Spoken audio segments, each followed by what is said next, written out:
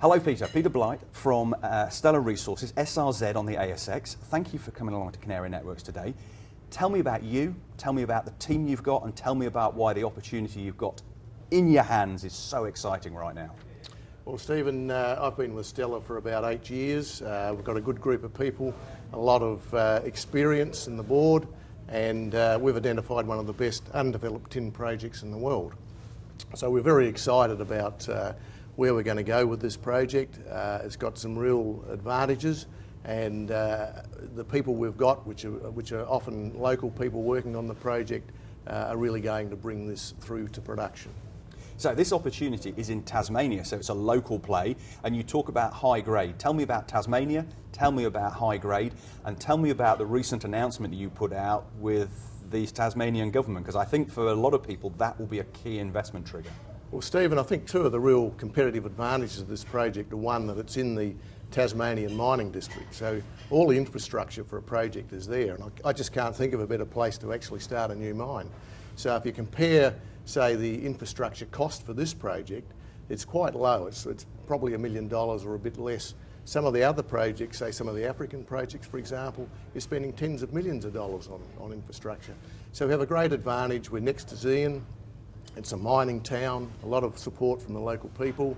As you pointed out before, we've just been granted a mining lease, which is basically the government getting behind this project. They've heard Stellar's proposal on how we're going to take it forward, and they've granted us a 12-year mining lease. So that's a great step for the project, and really, I think, makes the tin world look at this project as a serious project. A very good outcome.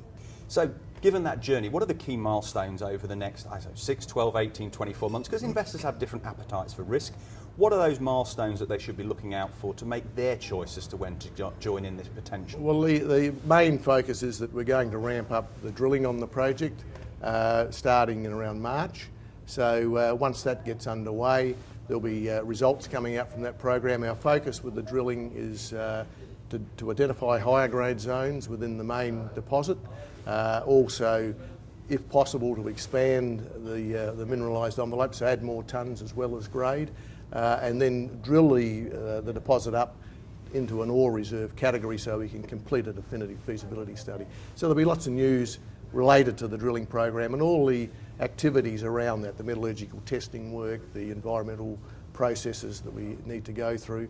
It's a fairly clear path from where we are now to a definitive feasibility study with lots of information coming out along that path. It's about a 15-month period of much higher activity.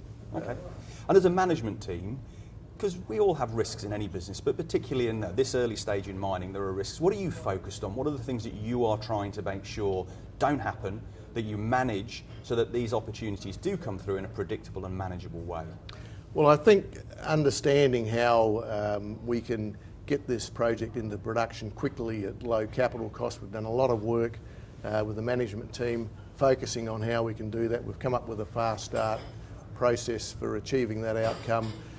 So that takes a lot of the risk associated with a large amount of capital. I mean, if we go back in the last resources boom, there were a lot of companies spending excessive amounts of money and getting very little productivity out of that. So I guess in the downturn, we've had a period to focus on how we do things better, and that's what's come out of that progression. So with that in mind, how are you funded going forward? What have you got in the bank now? What's your debt position like? And how do you end up bringing on the funding to help you take you through to those next milestones? Well, Stephen, we're in a good position having come out of a 3-year downturn. We've got $1 million in the bank, which means we can keep the activities that we've got underway continuing forward. Clearly, we've got a bigger program coming up for us, so we'll be looking at opportunities to fund that, but generally we can keep doing what we're doing, we can keep this project moving forward, and at the right time we can take it to the next level. Why should the Canary Network members have you in their portfolio in 30 seconds or less? Well, number one is the tin commodity. I mean, the price is on a rising trend. There's been a lot of restructuring in the industry. There's a lot of growth potential. Tin's an energy metal, so it's one that's going to get more attention as we go on. The second point is that this is one of the best undeveloped tin projects in the world. So I think investors are going to have the benefit of a good team taking a good project in a commodity that's going to attract a lot of attention.